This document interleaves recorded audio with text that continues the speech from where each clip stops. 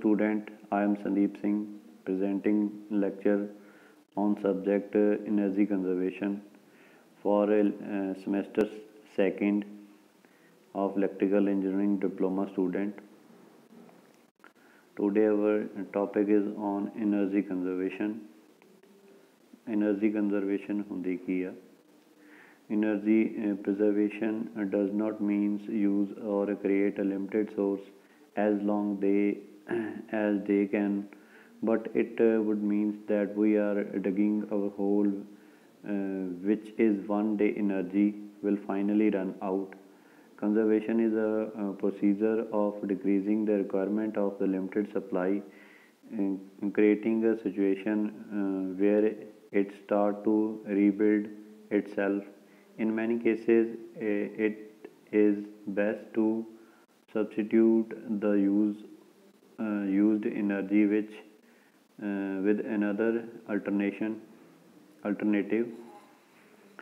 Fossil fuel can be conserved by finding a new source and by substituting them so that oil and other sources do not run out completely.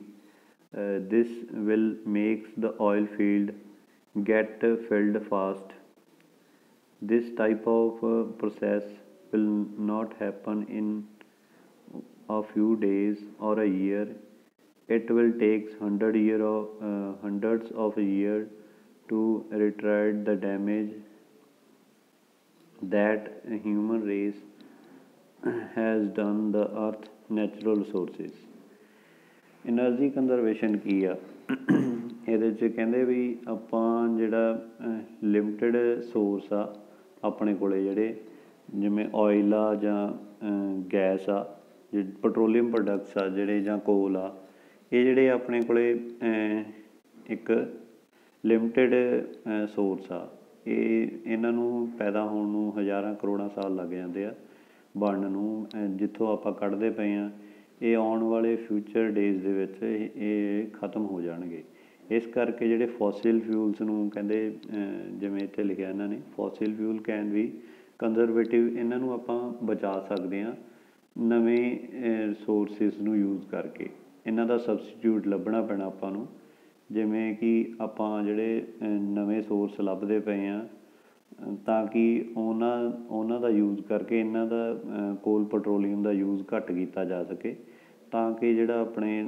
Future ਵਾਸਤੇ ਆਪਾਂ ਨੂੰ ਕੋਲ petroleum ਨੂੰ ਬਚਾ ਸਕੀਏ ਇਹ ਮੋਰ efficient ਤਾਂ ਹੈਗੇ ਆ ਬਟ ਇਹ ਲਿਮਟਿਡ ਆ ਇਸ ਕਰਕੇ ਆਪਾਂ ਇਹਨਾਂ ਦੀ ਕੰਜ਼ਰਵੇਸ਼ਨ ਇਹਨਾਂ ਨੂੰ ਬਚਾ ਕਰਨਾ ਇਹਨਾਂ ਦੀ ਸੰਭਾਲ ਕਰਨੀ ਹੈ ਕੰਜ਼ਰਵੇਸ਼ਨ ਮਤਲਬ ਸੰਭਾਲ ਕਰਨੀ ਆ ਕਿਵੇਂ ਸੰਭਾਲ ਕਰ ਸਕਦੇ ਹਾਂ ਜੇ ਆਪਾਂ ਇਹਨਾਂ ਦੀ ਜਗ੍ਹਾ 'ਤੇ ਸਬਸਟੀਟਿਊਟ ਲੱਭ ਕੇ ਉਹਨਾਂ ਦਾ ਯੂਜ਼ ਕਰੀਏ ਜਿਵੇਂ ਸੋਲਰ ਐਨਰਜੀ ਆ ਵਿੰਡ ਐਨਰਜੀ ਆ ਜਿਹੜੇ ਆਪਣੇ ਕੋਲ ਨੈਚੁਰਲ ਰਿਸੋਰਸਿਸ ਆ ਇਹਨਾਂ ਦਾ ਯੂਜ਼ ਕਰਕੇ ਅਤੇ ਇਹਨਾਂ ਨੂੰ ਜਿਹੜੇ ਆਪਣੇ ਫੋਸਿਲ ਫਿਊਲਸ ਆ ਇਹਨਾਂ ਨੂੰ ਆਇਲਸ ਨੂੰ ਇਹਨਾਂ ਨੂੰ ਬਚਾ ਕੇ ਰੱਖਣਾ ਵਾ ਇਹ ਜੇ ਆਪਾਂ ਇੱਕ ਦਿਨ ਦੇ ਵਿੱਚ ਹੀ ਸਾਰਾ ਇਹ ਯੂਜ਼ ਕਰ ਲਾਂਗੇ ਇਸ ਪ੍ਰੈਜ਼ੈਂਟ ਟਾਈਮ ਦੇ ਵਿੱਚ ਤਾਂ ਫਿਊਚਰ ਵਾਸਤੇ ਆਪਾਂ ਨੂੰ ਇਹ ਵੱਡੀ ਪ੍ਰੋਬਲਮ ਆ ਸਕਦੀ ਹੈ ਇਸ ਕਰਕੇ ਇਹ ਐਨਰਜੀ ਕੰਜ਼ਰਵੇਸ਼ਨ ਦਾ ਇਹ ਮਤਲਬ ਆ next conservation of energy means that one person has to adopt a habit to conserve energy like when we are not in the room and the light is on then we switch off the light or we have to shut down the computer in place of putting them in sleep mode phrase is often confused with the efficiency use of energy it means the handling the item in day to day life that are energy efficient and ensure that they are working fine. Preservation of energy not only make the earth greener but also it save the energy sources from getting finished. It also learns the applicants functioning cost and increase the life of appliances which are used. All this save the money and work from the companies in the long run and help them to be more competitive. ਇਹਦੇ 'ਚ ਕਹਿੰਦੇ ਇੱਕ ਤਾਂ ਹੋ ਗਿਆ ਵੀ ਆਪਾਂ ਜਿਹੜੇ ਉਹ ਪੈਟਰੋਲੀਅਮ ਪ੍ਰੋਡਕਟ ਬਚਾਉਣੇ ਆ, ਉਹਦੇ ਵਾਸਤੇ ਆਪਾਂ ਡਿਫਰੈਂਟ ਰਿਸੋਰਸਿਸ ਦਾ ਯੂਜ਼ ਕਰੀਏ। ਦੂਜਾ ਹੋਰ ਕਿਵੇਂ ਐਨਰਜੀ ਨੂੰ ਬਚਾ ਸਕਦੇ ਹਾਂ, ਜਦੋਂ ਆਪਾਂ ਨੂੰ ਕੀ ਹੈਬਿਟ ਬਣਾਉਣੀ ਪੈਣੀ ਆ। ਜਦੋਂ ਆਪਾਂ ਕਿਸੇ ਘਰ ਦੇ ਵਿੱਚ ਕਿਸੇ ਰੂਮ ਦੇ ਵਿੱਚ ਲਾਈਟ ਜਲਾ ਕੇ ਆਪਾਂ ਪੜ੍ਹਦੇ ਪਏ ਹਾਂ, ਜਦੋਂ ਆਪਾਂ ਉਹਨੂੰ ਲੀਵ ਕਰਨਾ ਵਾ, ਕਮਰੇ ਤੋਂ ਬਾਹਰ ਜਾਣਾ ਵਾ, ਤਾਂ ਹਮੇਸ਼ਾ ਉਹਦੀ ਸਵਿੱਚ ਔਫ ਕਰਨੀ ਹੈ ਲਾਈਟ ਦੀ।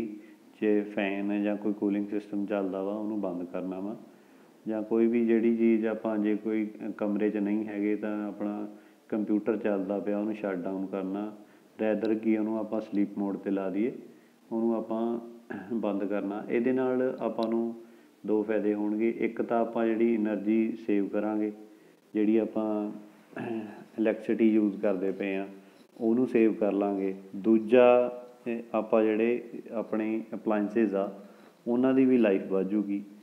ਜੇ ਜਿੰਨਾ ਉਹ ਘੱਟ ਯੂਜ਼ ਕਰਾਂਗੇ ਉਹਨਾਂ ਨੂੰ, ਉਨੀ ਉਹਦੀ ਲਾਈਫ ਵੱਧ ਜੂਗੀ। ਉਹਦੇ ਨਾਲ ਆਪਣੀ ਮਨੀ ਸੇਵਿੰਗ ਵੀ ਹੋ ਜੂਗੀ ਅਤੇ ਜਿਹੜੀ ਇਹ ਕੰਪਨੀਆਂ ਕੰਮ ਵੀ ਜ਼ਿਆਦਾ ਕਰਨਗੀਆਂ ਅਪਲਾਇੰਸਿਸ ਜਿਹੜੇ। ਅਤੇ ਇਹਦੇ ਨਾਲ ਜਿਹੜੇ ਕੋਈ ਵੀ ਆਪਣਾ ਅਦਾਰਾ ਵਾ, ਕੰਪਨੀ ਆ ਕੋਈ, ਉਹ ਵੀ ਲੌਂਗ ਰਨ 'ਤੇ ਕੰਮ ਕਰ ਸਕੂਗਾ, ਐਫੀਸ਼ੀਐਂਟ ਹੋ ਜੂਗਾ, ਐਨਰਜੀਜ਼ ਸੇਵ ਕਰਕੇ ਮਨੀ ਸੇਵ ਹੋ ਜੂਗਾ।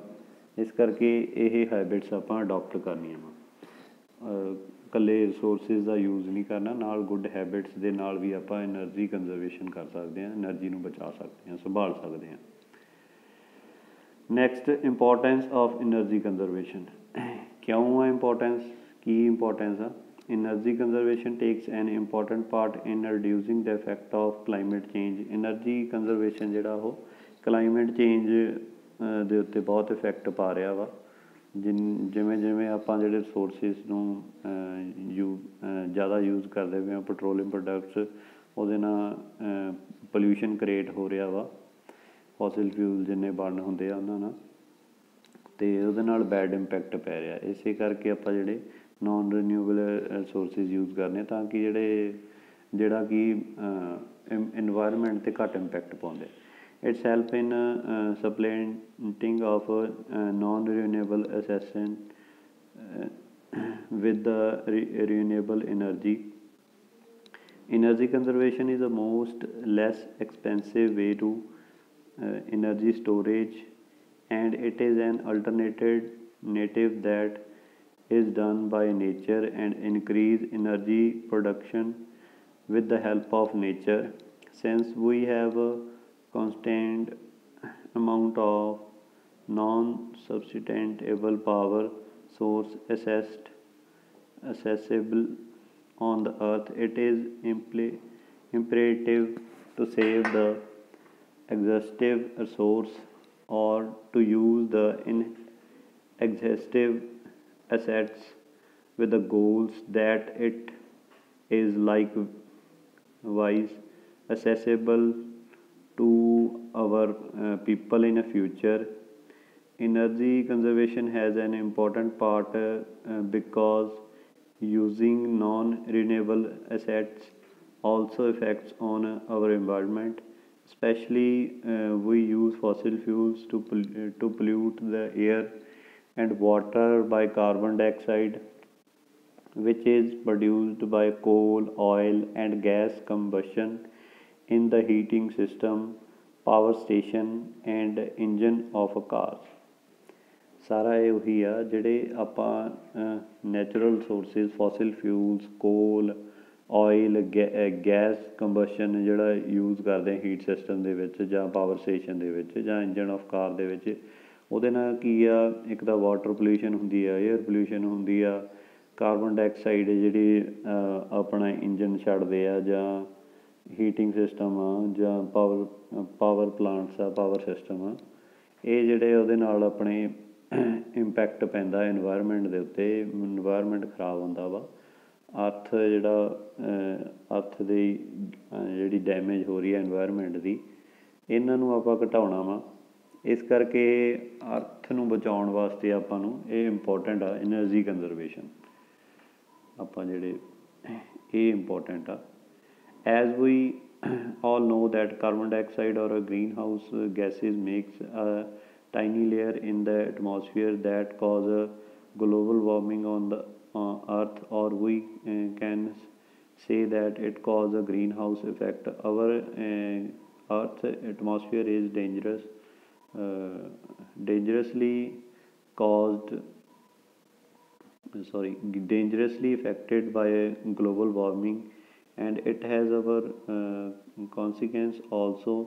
It has lethal impact like spreading of a virus, illness, hotter water, and more odds of tropical storms, mortal costs, polar ice dissolving, expanded possibilities, and the force of heat waves, climate, chemical pollution in uppermost layer of atmosphere cause a reduce of protective layer of ozone, which is called ozone depletion.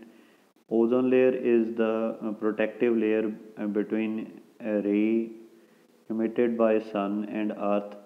The one who are exposed exposed to sun or ultraviolet rays more can have a serious health problem like skin cancer, DNA damage, or other serious skin problems. ਹੋਰ ਕਹਿੰਦੇ ਇਹਦੇ ਨਾਲ ਕੀ effect ਪੈਂਦਾ ਵਾ ਜਦੋਂ ਮੋਰ carbon dioxide ਹੁੰਦਾ ਜਾਂ green house gases ਆ ਜਿਹੜੀਆਂ ਉਹ ਥਿਨ ਲੇਅਰ ਬਣਾ ਲੈਂਦੀਆਂ। ਕਾਰਬਨ ਡਾਈਆਕਸਾਈਡ ਅਤੇ ਗ੍ਰੀਨ ਹਾਊਸ ਗੈਸਿਸ ਆ ਜਿਹੜੀ ਉਹ ਥਿਨ ਲੇਅਰ ਬਣਾ ਲੈਂਦੀਆਂ ਆਪਣੇ ਐਟਮੋਸਫੀਅਰ ਦੇ ਵਿੱਚ, ਜਿਹੜੇ ਕਿ ਗਲੋਬਲ ਵਾਰਮਿੰਗ ਕਰਦੇ ਆ, ਅਰਥ ਨੂੰ ਵਾਰਮ ਕਰਦੇ ਆ, ਅਤੇ ਜਿਹਦੇ ਨਾਲ ਕੀ ਆ ਬਹੁਤ ਜ਼ਿਆਦਾ ਕਲਾਈਮੇਟ ਚੇਂਜ ਹੁੰਦੀ ਆ। ਵੇਰੀਅਸ ਜਿਹੜੇ ਵਾਇਰਸ ਇਲਨੈਸ ਫੈਲਾਉਂਦੇ ਆ, ਵਾਟਰ ਹੌਟ ਕਰ ਦਿੰਦੇ ਆ, ਜਿਹੜਾ ਟ੍ਰੋਪੀਕਲੀ ਸਟੋਰਮਸ ਆਉਂਦੇ ਆ, ਹਨੇਰੀਆਂ ਝੱਖੜ ਜਿਹੜੇ ਆਉਂਦੇ ਆ, ਅਤੇ ਕੈਮੀਕਲ ਪੋਲਿਊਸ਼ਨ ਹੁੰਦਾ ਵਾ ਜਦੋਂ ਜਿਹੜਾ ਇੱਕ ਕੈਮੀਕਲ ਪੋਲਿਊਸ਼ਨ ਲੇਅਰ ਬਣਾ ਲੈਂਦਾ ਉੱਪਰ ਲੇਅਰ ਦੇ ਉੱਤੇ। ਜਦੋਂ ਕਿ ਰੇਨ ਹੁੰਦੀ ਆ ਉਦੋਂ ਐਸਿਡ ਰੇਨ ਹੁੰਦੀ ਆ, ਉਹਦੇ ਨਾਲ ਜਿਹੜਾ ਇੱਕ ਕੈਮੀਕਲ ਵਾਲਾ ਉਹ ਰੇਨ ਹੁੰਦੀ ਆ, ਜਿਹੜੇ ਕਿ ਫਿਰ ਆਪਣੀ ਅਰਥ ਦੇ ਉੱਤੇ ਪੈਂਦੇ ਆ, ਉਹ ਇਫੈਕਟ ਕਰਦੀ ਆ ਜਿੰਨੇ ਵੀ ਆਪਣਾ ਅਰਥ ਦੇ ਉੱਤੇ ਆ। ਜਾਂ ਉਸ ਤੋਂ ਇਲਾਵਾ ਇਹ ਕੀ ਆ ਆਪਣੀ ਓਜ਼ੋਨ ਲੇਅਰ ਨੂੰ ਇਫੈਕਟ ਕਰਦੀ ਆ, ਜਿਹਨੂੰ ਡਿਪਲੀਟ ਕਰਦੀ ਆ, ਖਰਾਬ ਕਰਦੀ ਆ। ਓਜ਼ੋਨ ਲੇਅਰ ਕੀ ਆ, ਜਿਹੜੀ ਕਿ ਸੰਨ ਤੋਂ ਆਪਾਂ ਨੂੰ ਰੇ ਆਉਂਦੀਆਂ ਵਾ, ਉਹਨਾਂ ਤੋਂ ਬਚਾਉਂਦੀ ਆ। ਓਜ਼ੋਨ ਲੇਅਰ ਜਾਣੀ ਉਹ ਪ੍ਰੋਟੈਕਟ ਕਰਦੀ ਆ ਜਿਹੜੀਆਂ ਸੰਨ ਤੋਂ ਜਿਹੜੀ ਡੇਂਜਰਸ ਰੇ ਆਉਂਦੀਆਂ ਵਾ ਅਰਥ ਦੇ ਉੱਤੇ। ਉਹਦੇ ਨਾਲ ਜੇ ਇਹ ਅਲਟਰਾਵਾਇਲੇਟਸ ਰੇਜ਼ ਜਿਹੜੀਆਂ ਅਰਥ ਐਟਮੋਸਫੀਅਰ 'ਤੇ ਪਹੁੰਚਦੀਆਂ ਵਾ, ਉਹਦੇ ਨਾਲ ਸੀਰੀਅਸ ਹੈਲਥ ਪ੍ਰੋਬਲਮਸ ਆ ਸਕਦੀਆਂ, ਜਿਵੇਂ ਕਿ skin cancer, DNA damage, and other serious skin problems ਹੋ ਰਹੀਆਂ ਵਾ ਅੱਜ ਕੱਲ੍ਹ, ਇਸੇ ਕਾਰਨ ਕਰਕੇ ਹੀ ਹੋ ਰਹੀਆਂ ਵਾ। ਨੈਕਸਟ ਦੇਰ could B some protection issues that can incorporate the harm to the health of the human body. Influence on the nature like an increase in a sea level and change in the growing of a tree and a plant. With the fossil fuel is burned, it releases a gas that goes into the air and reach with water and oxygen to make acid rain. Acid rain sluggish fish and trees and harm limestone structure and monuments. This kinds of worldwide issues can be settled. ਇਹ ਜਿਵੇਂ ਆਪਾਂ ਪਹਿਲਾਂ ਗੱਲ ਕੀਤੀ ਸੀ, ਜਿਹੜਾ ਇਹ human body ਦੀ health 'ਤੇ issue ਹੁੰਦੇ ਆ ਇਹਦੇ ਨਾਲ, ਅਤੇ ਸੀ ਲਾਈਫ ਦੇ ਉੱਤੇ, ਸੀ ਲੈਵਲ ਦੇ ਉੱਤੇ, ਇਨਵਾਇਰਮੈਂਟ ਜਿਹੜਾ ਸੀ ਦੇ ਵਿੱਚ ਫਿਸ਼ਿਜ਼ ਆ ਜਾਂ ਹੋਰ ਆ, ਪਲਾਂਟਸ ਆ, ਉਹਨਾਂ ਨੂੰ ਵੀ ਇਫੈਕਟ ਪਾਉਂਦੀ ਆ। ਜਦੋਂ ਇਹ ਐਸਿਡ ਰੇਨ ਬਣ ਕੇ ਜਿਹੜਾ ਇਹ ਡਿੱਗਦਾ ਵਾ, ਤਾਂ ਸੀ ਦੇ ਵਿੱਚ ਜਿੰਨੇ ਐਨੀਮਲ ਪਲਾਂਟਸ ਆ ਉਹਨਾਂ 'ਤੇ ਇਫੈਕਟ ਪਾਉਂਦੀ ਆ, ਜਾਂ ਜਿਹੜੇ ਆਪਣੇ ਟਰੀਜ਼ ਵਗੈਰਾ ਉਹਨਾਂ 'ਤੇ ਇੰਪੈਕਟ ਪਾਉਂਦੀਆਂ। ਅਤੇ ਲਾਈਮਸਟੋਨ ਹੋ ਤੇ ਉਹਨਾਂ ਸਾਰੀ ਮਤਲਬ ਵਰਲਡ ਵਾਈਡ ਜਿਹੜੀ ਇਸ਼ੂਜ਼ ਆ ਇਹ ਇਹਦੇ ਨਾਲ ਕ੍ਰੀਏਟ ਹੁੰਦੇ ਆ, ਗੈਸਿਸ ਦੇ ਕੈਮੀਕਲ ਰਿਐਕਸ਼ਨ ਦੇ ਨਾਲ ਜਿਹੜੇ ਇਹ ਇਸ਼ੂਜ਼ ਬਹੁਤ ਸਾਰੇ ਇਸ਼ੂਜ਼ ਹੁੰਦੇ ਆ। ਇਸ ਕਰਕੇ ਇਹ ਜਿਹੜੇ ਇੰਪੋਰਟੈਂਟ ਆਪਾਂ ਨੂੰ ਐਨਰਜੀ ਕੰਜ਼ਰਵੇਸ਼ਨ ਨੂੰ, ਜਿਹੜੇ ਆਪਣੇ ਫੋਸਿਲ ਫਿਊਲਸ ਨੂੰ ਆਪਾਂ ਨੂੰ ਘਟਾਉਣ ਦੀ ਲੋੜ ਆ, ਯੂਜ਼ ਆਫ ਫੋਸਿਲ ਫਿਊਲਸ। ਅਤੇ ਇੱਕ ਤਾਂ ਇਹ ਫਿਊਚਰ ਵਾਸਤੇ ਬਚਣਗੇ ਆਪਣੇ ਵਾਸਤੇ, ਅਤੇ ਨਾਲੇ ਇਹਦੇ ਬਿਹਾਫ ਦੇ ਉੱਤੇ ਇਹਦੇ ਸਬਸਟੀਟਿਊਟ ਦੇ ਤੌਰ 'ਤੇ ਆਪਾਂ ਜਿਹੜੇ ਨੋਨ ਰੀਨਿਊਏਬਲ ਐਨਰਜੀ ਸੋਰਸਿਸ ਆਪਾਂ ਯੂਜ਼ ਕਰਨੇ ਆ, ਤਾਂ ਕਿ ਜਿਹੜੇ ਕਿ ਆਪਣੇ ਐਟਮੋਸਫੀਅਰ ਦੇ ਉੱਤੇ, ਕਲਾਈਮੇਟ ਦੇ ਉੱਤੇ ਘੱਟ ਇੰਪੈਕਟ ਪਵੇ। ਨੈਕਸਟ ਜਿਹੜਾ ਐਨਰਜੀ ਕੰਜ਼ਰਵੇਸ਼ਨ ਐਕਟ ਬਣਿਆ ਸੀ ਇੱਕ 2001, ਉਹਦੇ ਬਾਰੇ ਆਪਾਂ ਡਿਸਕਸ ਕਰਨਾ। This act was made by the Indian government afterwards in August 2010. It was amended. ਜਿਹੜਾ ਇਹ ਐਕਟ ਬਣਿਆ ਸੀ 2001 ਦੇ ਵਿੱਚ, ਉਹਨੂੰ ਇਹਨਾਂ ਨੇ ਅਮੈਂਡ ਕੀਤਾ ਸੀਗਾ। ਐਨਰਜੀ ਕੰਜ਼ਰਵੇਸ਼ਨ ਐਕਟ 2010 ਦਾ ਨਾਂ ਦਿੱਤਾ ਸੀ। ਉਹਨਾਂ ਦੇ ਓਬਜੈਕਟਿਵ ਕੀ ਆ? Objective of energy conservation act 2001 ਵਾਲੇ ਇਹ ਆ, to give a policy on which its work and suggest to nation power conservation activities। ਜਿਹੜੀਆਂ ਇਹ ਪੋਲਿਸੀਜ਼ ਲਾਗੂ ਕੀਤੀਆਂ ਅਤੇ ਸੁਜੈਸ਼ਨ ਦਿੱਤੇ ਆ ਨੈਸ਼ਨਲ ਪਾਵਰ ਕੰਜ਼ਰਵੇਸ਼ਨ ਐਕਟੀਵਿਟੀਜ਼ ਨੂੰ। ਅਤੇ ਨੈਕਸਟ ਹੈਗਾ suggest the stakeholders how to make a policies and program on effective efficient use of a power। ਅਤੇ ਸਟੇਕ ਹੋਲਡਰ ਨੂੰ ਆਪਾਂ ਜਿਹੜੀ ਪੋਲਿਸੀਜ਼ ਬਣਾਈਆਂ ਤਾਂ ਕਿ ਜਿਹੜੇ ਆਪਾਂ ਰਿਸੋਰਸਿਸ ਆ ਜਾਂ ਇਹਨਾਂ ਨੂੰ ਐਫੀਸ਼ੀਐਂਟਲੀ ਕਿਵੇਂ ਯੂਜ਼ ਕਰਨਾ ਵਾ, ਮੋਰ ਐਫੀਸ਼ੀਐਂਟਲੀ ਕਿਹੜੀ ਫੋਰਮ ਦੇ ਵਿੱਚ। ਫੋਰ ਐਗਜ਼ਾਮਪਲ ਜਿਹੜਾ ਕੋਲ ਨੂੰ ਆਪਾਂ ਨਾ ਇੱਕ ਸਮੋਲ ਪੀਸਿਸ ਦੇ ਵਿੱਚ ਕਨਵਰਟ ਕਰਦੇ ਹਾਂ, ਤਾਂ ਕਿ ਜਿਹੜੀ ਉਹਦੀ ਐਫੀਸ਼ੀਐਂਸੀ ਉਹ ਵੱਧ ਤੋਂ ਵੱਧ ਆਪਾਂ ਉਹ ਤੋਂ ਲੈ ਸਕੀਏ, ਜ਼ਿਆਦਾ ਤੋਂ ਜ਼ਿਆਦਾ ਉਹ ਤੋਂ ਹੀਟ ਲੈ ਸਕੀਏ। ਜਦੋਂ ਆਪਾਂ ਥਰਮਲ ਪਲਾਂਟ ਦੇ ਵਿੱਚ ਯੂਜ਼ ਕਰਨਾ ਉਹਨੂੰ ਸਮੋਲ ਪਾਰਟਸ ਦੇ ਵਿੱਚ ਇੱਕ ਸਪੈਸੀਫਿਕ ਸਾਈਜ਼ ਦੇ ਉੱਤੇ ਆਪਾਂ ਉਹਨੂੰ ਕਰੈਸ਼ ਕਰਕੇ ਤਾਂ ਉਹਦਾ ਕੋਲ ਦਾ ਯੂਜ਼ ਕਰਦੇ ਹਾਂ, ਤਾਂ ਕਿ ਆਪਾਂ ਉਹ ਤੋਂ ਮੋਰ ਐਨਰਜੀ ਲੈ ਸਕੀਏ। ਇਸ ਤਰ੍ਹਾਂ ਉਹਦੇ 'ਚ ਰੂਲ ਬਣੇ ਆ। select up the wave and pursue procedures to check the measurement and monitor of BE improvement। ਇਹ ਸੈਟਲਮੈਂਟ ਵੇਵ ਕੀਤੀਆਂ, ਇਹ ਤਰੀਕੇ ਬਣਾਏ ਵੀ ਕਿਵੇਂ ਆਪਾਂ ਚੈੱਕ ਕਰਨੀ ਹੈ, ਕਿਵੇਂ ਮੋਨੀਟਰਿੰਗ ਕਰਨੀ ਹੈ BE ਇੰਪਰੂਵਮੈਂਟ ਵਾਲਿਆਂ ਨੇ। Influence multilateral respective and preservation dividing backing to execute the energy conservation act, ਤਾਂ ਕਿ ਜਿਹੜਾ ਐਨਰਜੀ ਕੰਜ਼ਰਵੇਸ਼ਨ ਐਕਟ ਨੂੰ ਆਪਾਂ ਬਚਾ ਸਕੀਏ। show BE conveying farmwork through public and private organization। ਜਿਹੜਾ ਫਾਰਮ ਵਰਕ ਆ ਉਹਨੂੰ BE ਦੇ ਨਾਲ ਕੰਟੈਕਟ ਕਰਕੇ ਇਹਨੂੰ ਕਨਵੇ ਕੀਤਾ, ਸਾਰਾ ਸ਼ੋਅ ਕੀਤਾ, BE ਨੂੰ ਸ਼ੋਅ ਕੀਤਾ ਜਿੰਨੇ ਵੀ ਫਰਮਾਂ ਵਾ, ਚਾਹੇ ਉਹ ਪਬਲਿਕ ਆ ਜਾਂ ਪ੍ਰਾਈਵੇਟ ਆ। To advertise the phenomena of energy efficient and conservation in the country. ਅਤੇ ਇਹ ਫਿਨੋਮੀਨਾ ਬਣਾਏ ਤਾਂ ਕਿ ਜਿਹੜੀ ਐਨਰਜੀ ਐਫੀਸ਼ੀਐਂਟ ਵੀ ਹੋਵੇ ਅਤੇ ਕੰਜ਼ਰਵੇਟਿਵ ਬਚਾਈ ਵੀ ਜਾ ਸਕੇ, ਸੰਭਾਲ ਵੀ ਕੀਤੀ ਜਾ ਸਕੇ ਅਤੇ ਐਫੀਸ਼ੀਐਂਟ ਵੇ ਦੇ ਨਾਲ ਯੂਜ਼ ਕੀਤੀ ਜਾ ਸਕੇ ਐਨਰਜੀ ਜਿਹੜੀ ਕੰਟਰੀ ਦੇ ਵਿੱਚ। ਹੁਣ ਆਪਾਂ ਡਿਸਕਸ ਕਰਾਂਗੇ silent feature of energy conservation act 2001। ਜਿਹੜੇ ਐਨਰਜੀ ਕੰਜ਼ਰਵੇਸ਼ਨ ਐਕਟ ਬਣਾਏ ਆ 2001 ਦੇ ਵਿੱਚ, ਉਹਨਾਂ ਦੇ ਸਾਈਲੈਂਟ ਫੀਚਰ ਕੀ ਆ? ਦਿਸ act gives the power to a central government and in some cases the state also gets the power to। ਇਹ ਜਿਹੜੇ ਸੈਂਟਰਲ ਗੌਰਮੈਂਟ ਅਤੇ ਕਈ ਕੇਸਾਂ ਦੇ ਵਿੱਚ ਸਟੇਟ ਗਵਰਨਮੈਂਟ ਕੋਲ ਪਾਵਰ ਆ ਇਸ ਐਕਟ ਦੇ through. Fix the energy usage standard for specific applicants and equipment.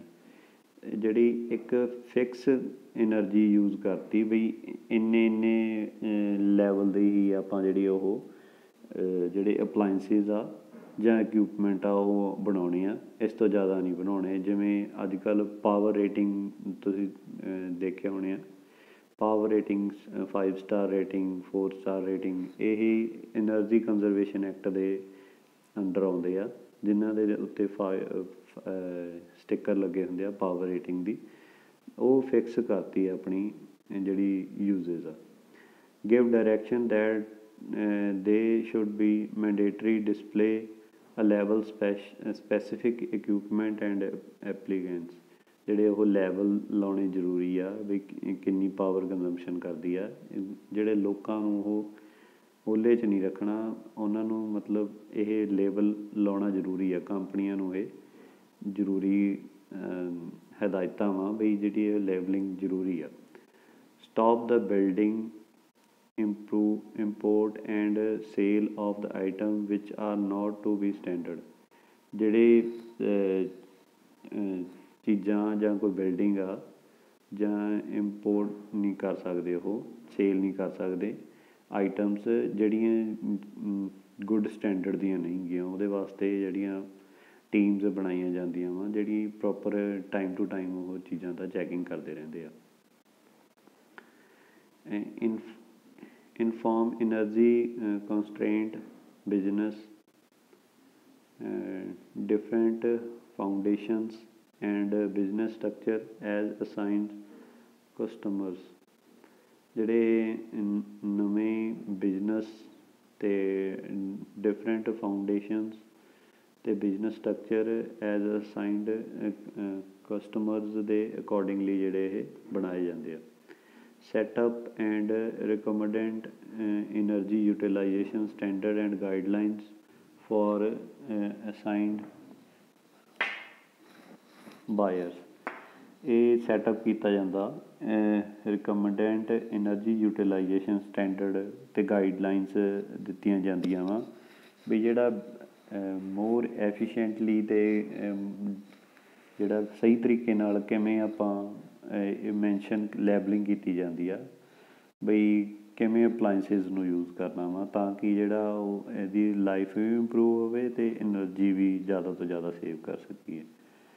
Prescribe make change in energy conservation building code, ਅਤੇ ਬਿਲਡਿੰਗ ਕੋਡ ਬਣਾਏ ਜਾਂਦੇ ਆ to local condition for energy conservation and efficient use of energy, to local condition ਦੇ accordingly ਜਿਹੜੀ energy conserve ਕੀਤੀ ਜਾਂਦੀ ਹੈ ਅਤੇ ਐਫੀਸ਼ੈਂਸੀ ਜਿਹੜੀ ਉਹਦੀ ਵਧਾਈ ਜਾਂਦੀ ਆ।